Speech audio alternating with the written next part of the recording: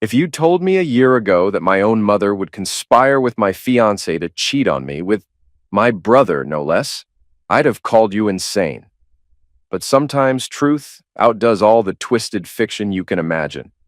This is the story of how they tried to destroy me, and how, in the process, I destroyed them. I'm Steven, 31 years old, and I used to think my life was on the right track.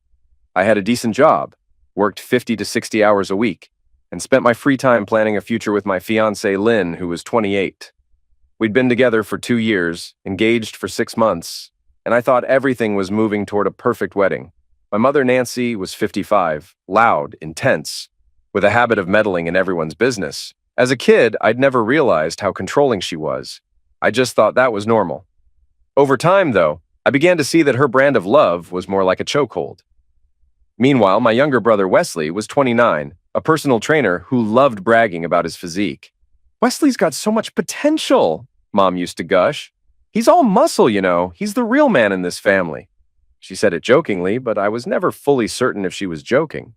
More and more, I started noticing how she'd nudge me with subtle put-downs, praising Wesley's physical presence and smirking at me for being just like your father, always at work, never home.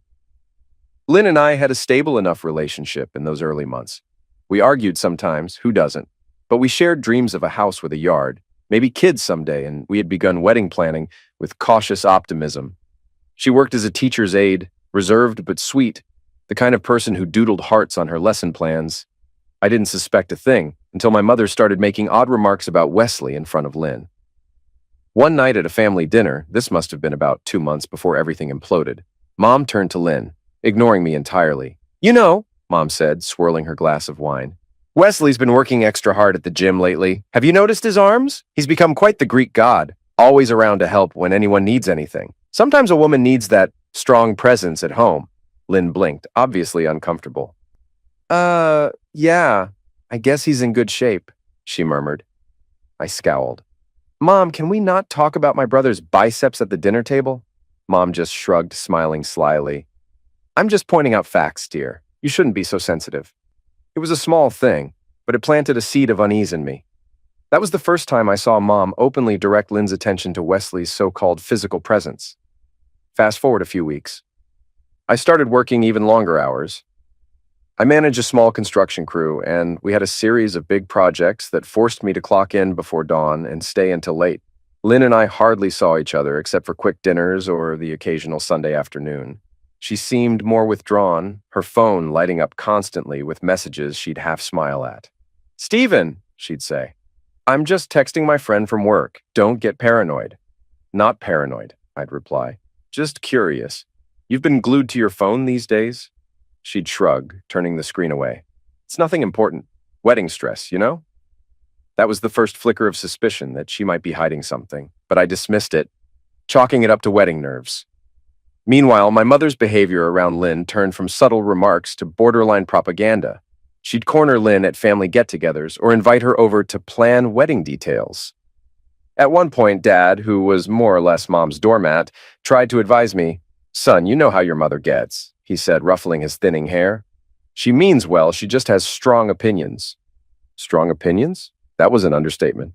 She had opinions about everything I did, how I dressed, how I spent money, how I was never around while Wesley was the ideal man. Lynn began returning from these visits with Mom looking strangely tense. She'd bite her lip, avoid eye contact, and sometimes vanish into the bedroom to read or watch Netflix alone. I didn't push it. Maybe I should have, but I figured, hey, relationships have highs and lows. Everything came crashing down on a day I'll never forget. I finished work early, wanting to surprise Mom and Lynn as they worked on wedding stuff at Mom's house. I pulled up in my old pickup, engine rattling. The window was open, and from inside the living room, I heard voices. Mom's voice was clear. "Steven's just like his father, Lynn, always off working. You'll never see him if you marry him. You need someone who's physically around, who can satisfy all your needs. And let's be honest, Wesley's the stronger man." My heart pounded. Then I heard Lynn's voice, quieter. I know Steven works a lot. I just get lonely, Nancy. And Wesley's texted me a few times, but I promise it's not—" Mom cut her off. "Don't be ashamed. Wesley is everything you need. Let's not pretend Steven has the time or the, let's say, vitality to keep you happy." I'm only telling you this because I love you, Lynn. I see how distant Steven's become. He's never around. Wesley, though, he's right here, always willing to help. You deserve that. I felt like the ground fell out from under me. My mother was actively steering my fiancé toward my own brother. Fury pulsed in my veins. I wanted to burst in and start screaming, but I forced myself to stay calm, to gather more truth. Lynn said something else that made my blood run cold. He's only texted me a few times, but it's nice to have someone to talk to about daily stuff. Wesley told me he's noticed how lonely I seem. That was it. I stepped into the living room, and the moment they saw me, Mom's eyes flickered with a fake smile as if she were greeting a friendly guest. Lynn looked petrified. "So, this is wedding planning, huh?" I said quietly. Mom rose from the couch, lifting her chin. "Someone had to tell Lynn the truth, Stephen. You're never around. Wesley can be the partner she really needs." I swallowed the lump in my throat. You do realize how insane that sounds, right? Encouraging my fiancé to cheat with my brother? You think that's normal? Lynn tried to intervene. "Stephen, I'm sorry.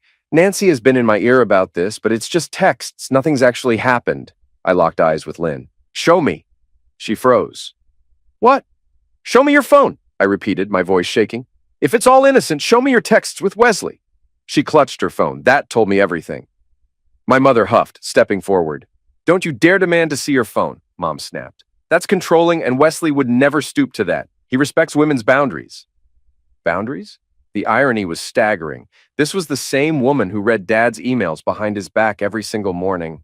I walked out without another word, my entire body trembling. Lynn followed me to the driveway, tears streaking her cheeks, babbling about how she was confused and your mom got in my head. She promised to delete Wesley's number. She promised it meant nothing, but it was too late. She'd revealed her willingness to consider my own brother as a backup option, spurred on by my mother. When we got home, I saw 6 missed calls from Wesley. A single text read, "We need to talk, bro." I laughed bitterly. Then Mom called, leaving a voicemail. "Stephen, you're overreacting. Lynn is still a good woman, and you need to calm down. Wesley is just being supportive. Don't throw her away just because you're paranoid." Paranoid? She practically set them up. My father called too, with his usual half-hearted peacemaking. "Son, you know how your mother is. She doesn't think before she speaks. Give Lynn another chance." I was done. That night, Lynn slept in the guest room, saying she needed time to think. I laughed bitterly. Time to text Wesley, more like. Over the next few days, things spiraled. Lynn grew distant, going out more often under the guise of girls' nights. My mother started sending me messages laced with guilt trips. "You're going to lose a wonderful woman if you keep pushing her away with your suspicion." I wasn't sure whether to end the engagement on the spot or gather more proof. I was caught in a swirl of shock, anger, and heartbreak. One Thursday night, Lynn claimed she was meeting her old friend Amber for drinks. Something felt off. She dressed up more than usual, wore a perfume I recognized as Wesley's favorite scent, because I'd once seen him comment on it. My blood boiled. So I did something I'm not proud of. I hopped in my truck, drove to Wesley's apartment complex, and parked at a corner where I could see the visitor lot. Sure enough, there was Lynn's car. Heart hammering, I waited. 20 minutes later, I glimpsed them through Wesley's ground floor window. Lynn curled against him, heads close together, watching something on his laptop. My stomach churned. I marched to the door and banged. They opened it, looking flushed and guilty. Wesley was in one of his tight compression shirts, an attempt to show off his bulging arms. Lynn wore the outfit I'd bought her for her last birthday. "How long?" I said. Wesley lifted his hands defensively. "Bro, calm down. We can talk about this like adults." "How long?" Lynn sniffled, tears brimming. 2 months, she whispered. "It just happened. You're always working late, and Wesley understands me better. Nancy said," I let out a harsh laugh. "Nancy said. So now you're on a first-name basis with my mother, colluding behind my back? My own brother? Wow, you two are a piece of work." Wesley scowled, stepping forward as if to block me. "Don't talk to her like that. You neglected her. She came to me for help." "Help with what exactly?" I snapped. "Her moral bankruptcy?" He lunged at me, swinging a fist, always the hothead. I blocked his arm and shoved him backward. He tripped over his weight bench and crashed into the couch. "You piece of garbage," I hissed. "You try to steal my fiancé, and then you try to start a fight the moment I confront you?" I pulled out my phone, scrolled to Mom, and hit speaker. She picked up. Stephen, why are you calling now? It's late. I cut right to the chase. Tell me, Mother, why are you so proud that Wesley's hooking up with Lynn behind my back? Go ahead. Enlighten him. Her laugh was a quiet, chilling chuckle. Honey, I tried to warn you. Wesley's just more suitable for Lynn. She deserves a real man who's present, who can excite her. You're never home, just like your father. I hung up, stuffing the phone in my pocket. The family group chat exploded that night, with Mom spinning the story that I'd attacked Wesley out of nowhere. My father tried to pacify me with calls. Son, Nancy's just worried about Lynn's happiness. Don't you think you've been overreacting?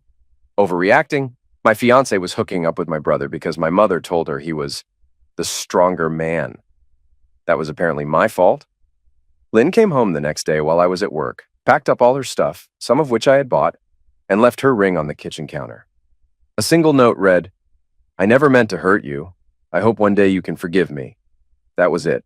2 years together, thrown away for a man whose only virtues were a six-pack and an endless supply of artificially sweetened protein shakes. Mom called me that evening, gloating. Don't make this ugly, Stephen. Accept that Wesley and Lynn are happier together. I'm sure you'll find someone else eventually. I wanted to scream, but a cold anger took hold. They expected me to just roll over and accept a new family dynamic. Wesley and Lynn arm in arm, me relegated to the corner as the workaholic ex. They thought I'd come to holiday dinners, say no hard feeling, and grin while they played house. You have no idea what you've done, I said quietly into the phone. Mom sniffed. Stop being dramatic. I tried to do what's best for Lynn and for our family. Wesley's the right choice. Click. I hung up, a storm of rage and betrayal swirling. Over the next few weeks, the entire fiasco spilled across our extended family. My mother championed the new couple, inviting them over for dinners as though they were already married. My father, spineless as ever, said nothing. My sister, who lived out of state, called me in disgust, offering her couch if I needed to escape. I don't know how to fix this, I admitted to her. They're flaunting it. Wesley's texting me, Lynn's posting cryptic social media quotes about following your heart, and Mom's basically encouraging them. My sister sighed. You can't fix it, but you don't have to let them walk all over you either. You do what you have to do. I took that to heart. If they wanted a war, they'd get one. I was done being the victim. In that moment, the last shred of guilt or heartbreak burned away. What emerged was a villain, a darker version of myself, determined to tear down the illusions they'd built. I started digging. Wesley's personal training business was an online hustle. He sold fitness programs, custom protein blends, and bragged about how well he was doing. But a friend of mine named Patrick hinted that Wesley was cutting corners, possibly reselling cheap or expired supplements under fancier labels. He's basically rebottling them in his garage, Patrick told me. You can smell the rancid powder from outside. I felt a sick thrill. This could be my first step. I spent nights compiling screenshots of Wesley's social media, where he boasted about cash-only deals and tax-free profits. I bookmarked shady messages he'd posted in local fitness groups about secret formula blends.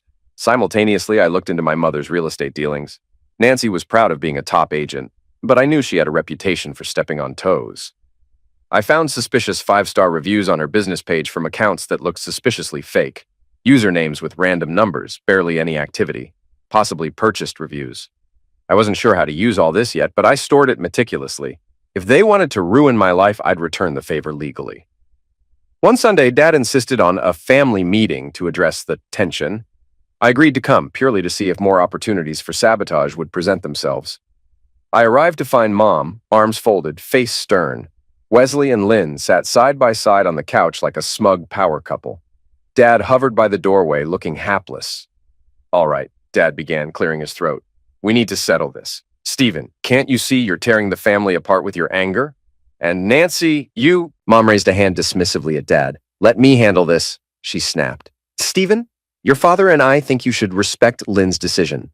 If she's happier with Wesley, that's that. As for you, maybe focus more on your job or find a new hobby. You'll move on in time. I stared at her, a slow smile tugging at my lips. I see. So you want me to just accept that my fiancé found a stronger man in my own brother, and we'll all pretend this is normal? Lynn's eyes flickered with guilt, but she quickly masked it. Look, you were working all the time, Stephen. I felt alone. Nancy and Wesley just helped me see that I wasn't getting what I needed. I'm sorry if you feel betrayed. But this is where I belong now. Wesley smirked, crossing his arms over his chest. Yeah, bro. Maybe if you'd tried a little harder to show up for her, none of this would have happened. My fists clenched. What about your responsibility, you traitorous bastard? You flirted with her behind my back for months.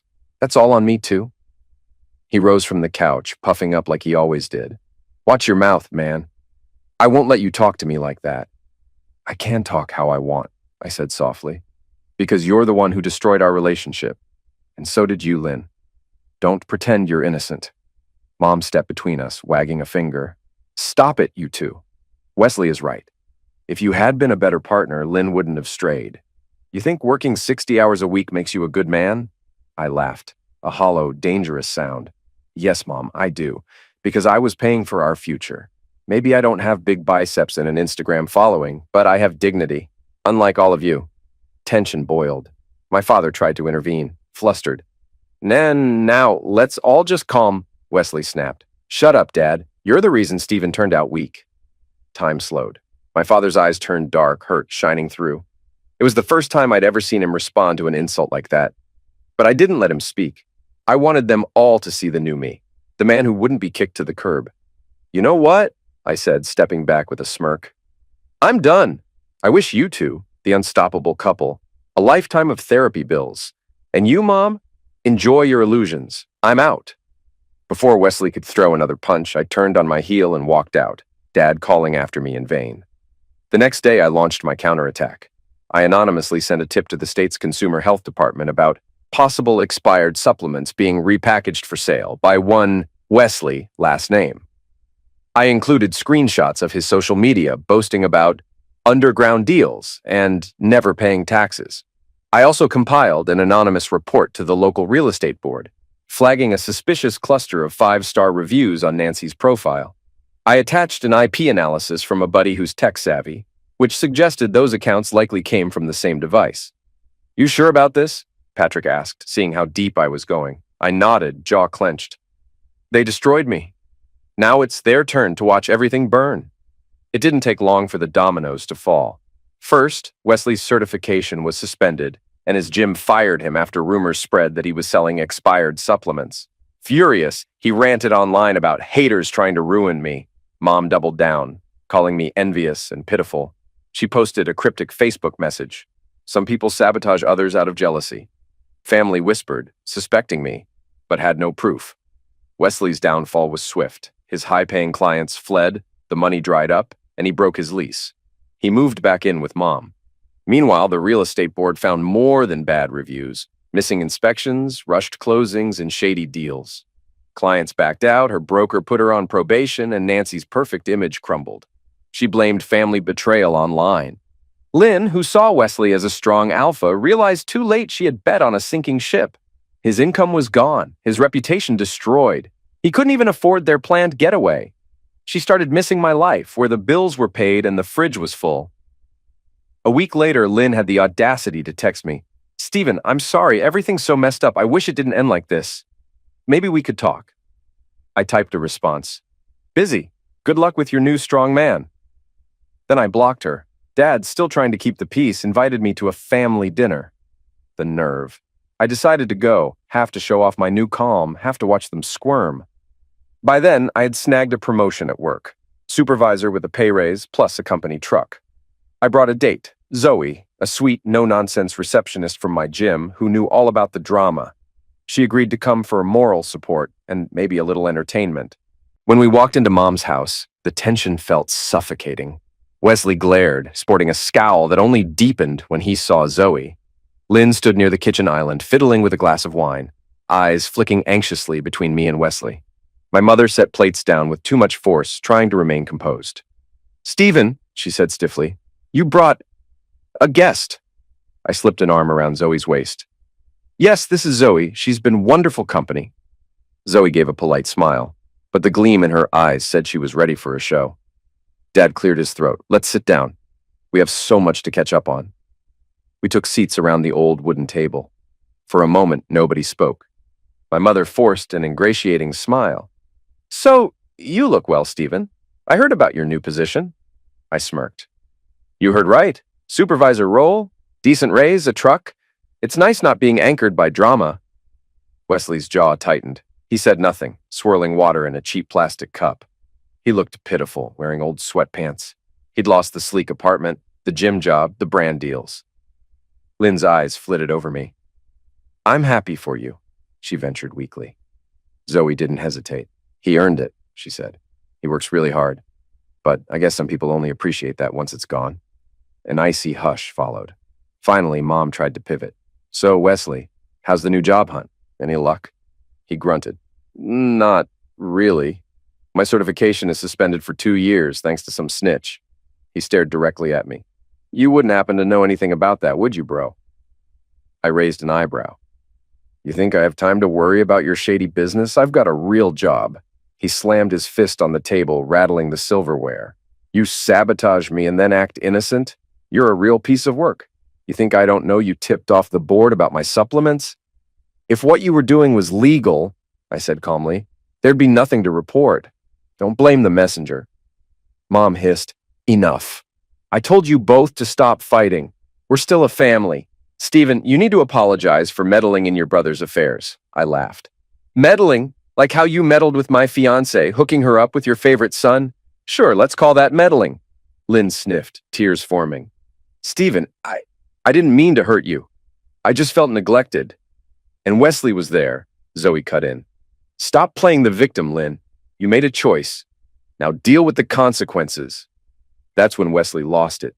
He lunged across the table, knocking over a glass of water. Zoe yelped, leaning back. I stood quickly, bracing for impact. He tried to swing, but he was off balance. My father had moved to intervene. Wesley's fist caught the edge of a decorative bowl, and he tumbled forward, face smashing into the coffee table behind us. Blood trickled from his nose. You maniac, Mom shrieked, pointing at me. He's bleeding because of you. Because of me? I said, stepping away. He tried to punch me, remember? Dad's face was purplish, eyes bulging.